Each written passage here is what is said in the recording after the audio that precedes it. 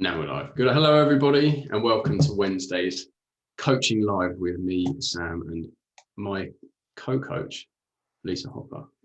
And every Wednesday we go live around 12 p.m. and we answer questions that we've had from coaches in our world. And this week, the question that we're going to be answering is, I have a client coming up for renewal, but since we started working together, my fees have gone up. How do I offer my new fee to this client because I don't want to work for my old fee anymore? Great question. It's a really good question. It's a really good question. And this is something that everyone is going to, well, I imagine most coaches are going to bump into at some point. And first off, I just want to speak a little bit to the feelings that come with it. So this experience, what tends to happen is we can experience some kind of discomfort around it because it feels like, oh, like they were paying this and I don't know if I can, like my fees have significantly increased. So, you know, if they paid 12K a year, I'm now a coach that charges 20K a year. So like, that's going to be a big gap for them. So we can start to create a lot of story, which comes with a lot of discomfort around, are they going to renew with me? Is this going to be a shock to them? What judgment are they going to have on me putting up my fee? So there's a lot of narrative that can happen, a lot of discomfort that can come from thinking those thoughts. So I would say the first thing is just to notice that, like to notice your experience of where that discomfort is coming from. And this is your opportunity to grow and to be with those feelings of discomfort and see that, have a different relationship with fees. So if you're telling yourself a story around, I can't do this because, like, what if you started to see actually charging a stronger fee might be really in service to yourself, to your business, and to your client? It's just something to consider. And Sam, I think you've got a great book there that we're kind of working through in our school as well, right? So do you want to share what you saw in there, what you read in there about like a success mindset? Yeah, definitely. This is one of the most important things, I think, as not even just as coaches. This isn't exclusive to coaches. This is us as people, like us as a person. We are inevitably in life going to come up against things that create discomfort or feel uncomfortable or kind of feel like we're kind of like there's something to break through. And we have choice, like we have one or two choices. We can continue or we can retract and kind of pull back. And our invitation to you is to not contract and pull back. It's to continue. It's to work with it. And this quote in this book really points to that. And I thought I'd read it out to you. So every time you do something different, every time you deviate from the norm, every time you break a habit or end a pattern, your brain cries, stop. This doesn't feel right. Don't do it. Do not listen. The number one requirement for financial success, or success in anything for that matter, is simply this. You've got to be willing to be uncomfortable. Or, as Eastern wisdom advocates, embrace what does not come naturally. Only then will you stop limiting yourself. And it also says, it need not mean something's wrong. It just means that something is different. I love that, because what that says to me, and we talk about this in our coaching school really often, what that means is change is happening, like change is afoot, something's about to be different. And that's a wonderful indicator. It's like a tap on the shoulder to say, hey, something's happening here. Something's about to change. And there's opportunity for growth. And for me, that's exactly what that quote is pointing to. And it's something that we must remember, because it's easy when that happens to be like, oh, something must be wrong. And there isn't. There is nothing wrong. You're doing exactly what you need to be doing. And so is your body, and so are your thoughts. Say a little bit, Sam, because I know you talked about reflective practice being really helpful for this kind of thing. So share a little bit about what you see in reflective practice. Yeah, so it's a great question. We were sharing just before this call, weren't we? For me, this has been true for me. Whenever I put my fees up, or whether I've been talking about money with somebody, this has been true for me. And we really want to be slowing this down.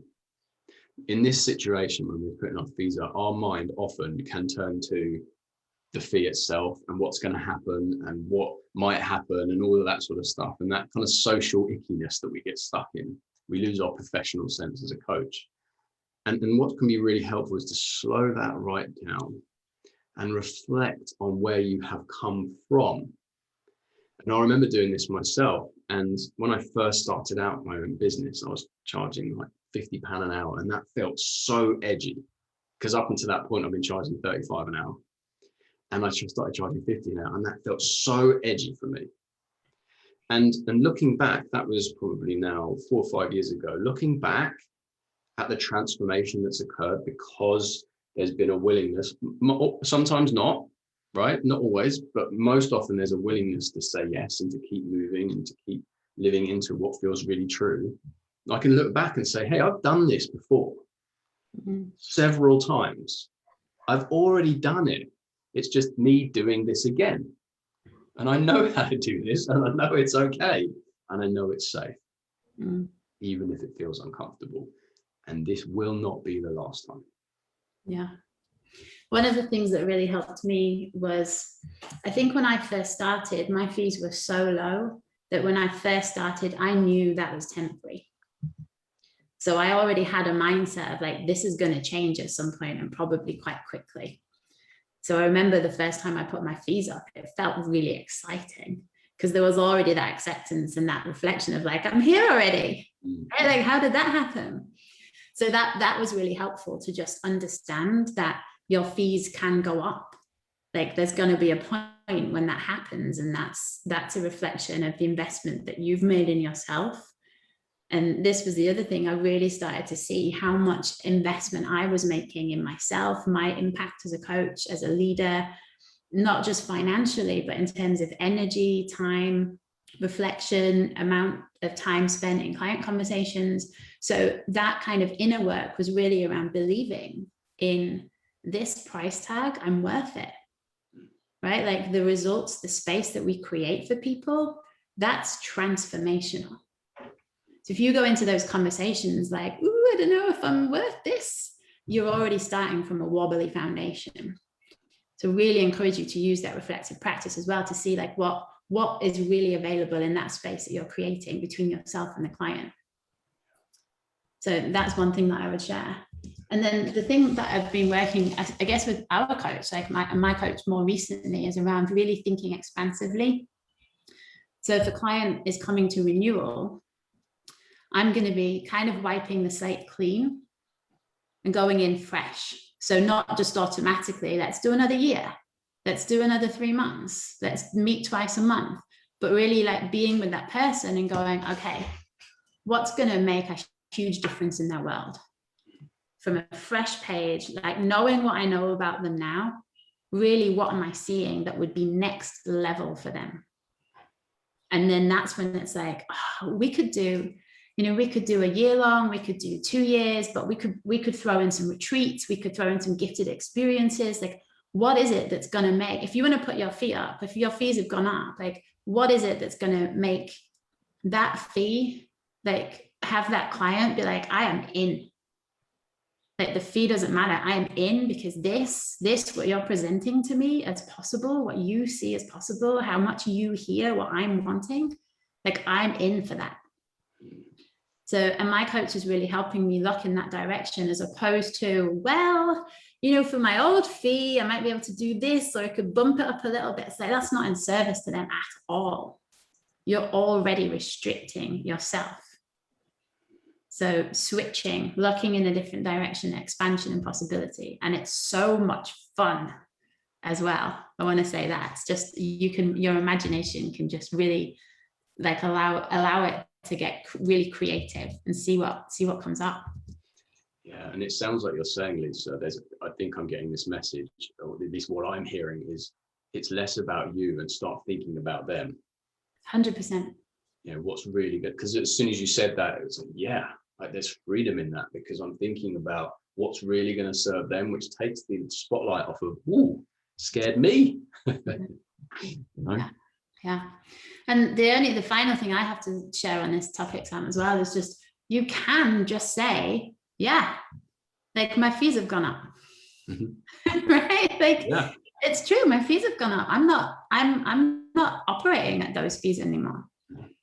And you can be completely unattached to having that client renew. They might be like, okay, then I'm complete. And that's fine. That's totally fine. If it's not fine, then we're in a scarcity mode about something.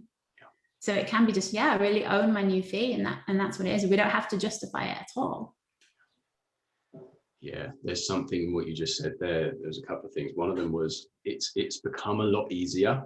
I mean, we talked to our coaches about this. It becomes a lot easier when you know exactly what you need to do to create clients. Because if a client decides to leave, it's like it doesn't matter because I know what I need to do to fill that space. That's a huge part of this. And the other one was, it just reminded me very, very quickly, I'll share it with the story, in that going back to when I had my fees at £35, right, for an hour, and I put them up to 50.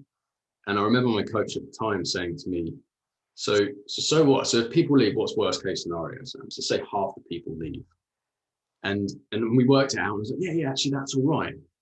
No one left. Literally no one. One person said to me, I've been waiting for you to put your fees up for ages, but I didn't want to volunteer it.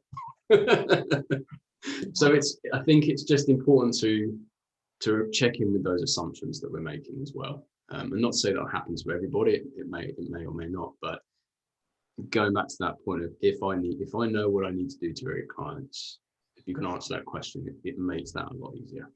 Yeah, completely. And we're going to talk a tiny bit about like when to put the fee up as well. And what do I want to share about this? I think it's what you were just saying around, if I switch my fee, I might see some attrition. Mm-hmm. And just being really okay with that, because that's going to create space. Like I know I've experienced this before where I've had so many clients at a fee that just wasn't serving me anymore because I was so busy and had no space. Yeah. And so to some extent, it feels that it's starting to feel that way again now. So it's like, what do I need to do with my business model in order to either let go of some people in order to create space for something really exciting? Or is there a way of operating differently? So workshops instead of private coaching for lower, older fee clients. So you can get creative in your offerings as well, with your current offerings, to create some space to do something that's going to serve you more. Totally. Love that. Did you want to add anything about the like when do I put my fees up? I think the only thing that's on my mind is that it's really, you can't really give a definitive answer to that question. Like fees are a really intimate thing.